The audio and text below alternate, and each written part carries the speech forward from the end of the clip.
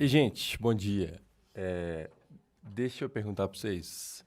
Vocês jogam algum joguinho de tipo Minecraft, algum jogo que tem ogros? Ogros. Já ouviram falar na palavra ogros? Shrek. Alguém já viu Shrek? Uau. Alguém não viu Shrek? Só você, velho. Recomendo, é bem legal. Seguinte, galera, lá em 1697, um escritor, ele se chamava Charles Perrault. Ele escreveu sobre os ogros. Quem eram os ogros?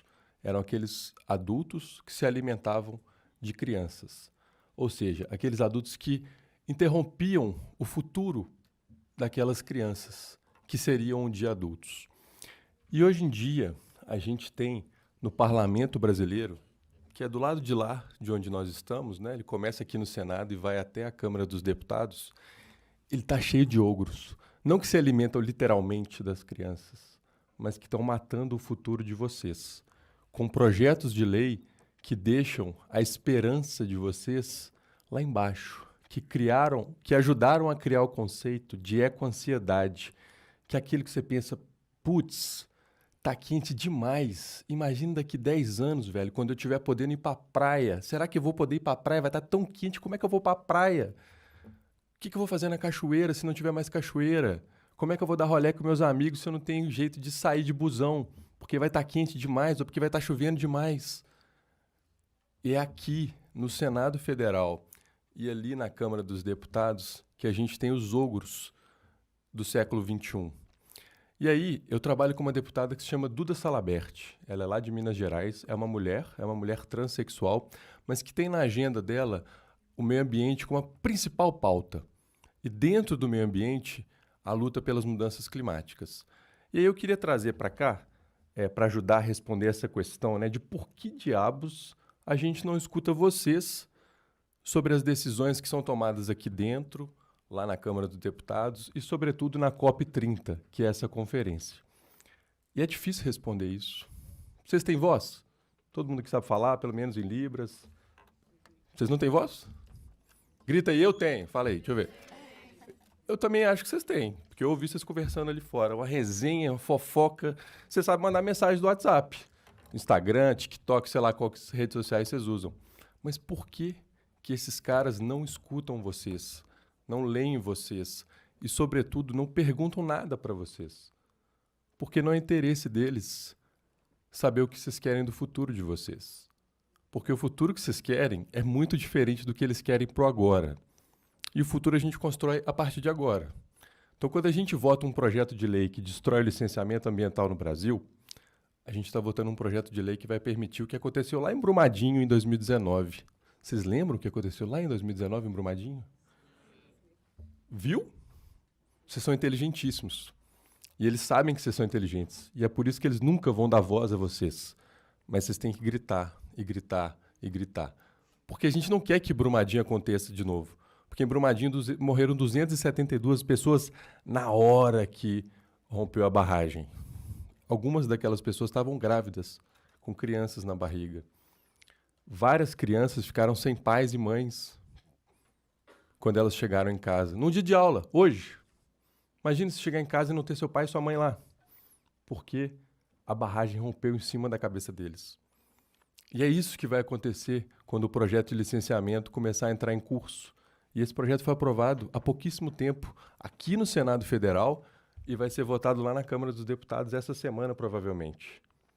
E vocês têm que dizer, não, a gente não quer esse tipo de projeto, porque isso destrói o nosso futuro. E aí, muito rapidamente, vou falar de 3 bons projetos que a nossa deputada criou. O primeiro deles é para acesso à água. Na escola de vocês tem água? Parece óbvio, né? Se tá calor, você faz o quê? Bebe água. Se você quer sair da aula porque o professor está enchendo, você vai lá beber água. Se você quer, sei lá, dar um rolê, conversar com alguém no meio da aula, você vai beber água. É o que a gente sempre faz, né? Professor, deixa eu beber água. Para fazer qualquer coisa na vida, você pede para beber água. Sua mãe está enchendo o saco, você fala, mãe, vou ali beber uma água. E é o que a gente faz. Mas a água é vida, é a nossa vida. Só que tem 14 milhões de crianças no Brasil que não têm acesso à água plena nas escolas. Então a gente tem um projeto de lei que obriga obriga as crianças a terem água na escola. Muito óbvio, né? Mas 14 milhões de crianças no Brasil não têm água na escola. Um outro projeto de lei que a gente criou é para educação climática nas escolas. A escola de vocês tem área externa? Alguma árvore, alguma grama? Pois é, galera, deixa eu falar para vocês. 34% das escolas no Brasil não tem nenhuma arvorezinha. Nenhuma. Como vocês acham que é a imaginação de uma criança que cresce numa escola que só tem cinza, concreto? Como que ela vai sonhar com o mundo lá fora se todo dia ela vai para cima do concreto, se ela não vê a água da chuva infiltrar, se ela não sente aquele cheirinho gostoso de terra molhada? Então, o nosso projeto é para que as escolas se tornem ambientes adaptados a esse novo normal. O novo normal é esse, galera. Quente, chuva demais, enchente no Rio Grande do Sul, enchente em Manaus, enchente no Acre, enchente em Pernambuco, enchente em Minas Gerais, enchente aqui no DF, enchente em Goiás e seca. Esse é o mundo que a gente está vivendo, por conta do projeto de lei que foi aprovado aqui há 30 anos atrás, o projeto de lei que foi aprovado na Câmara dos Deputados há 30 anos atrás.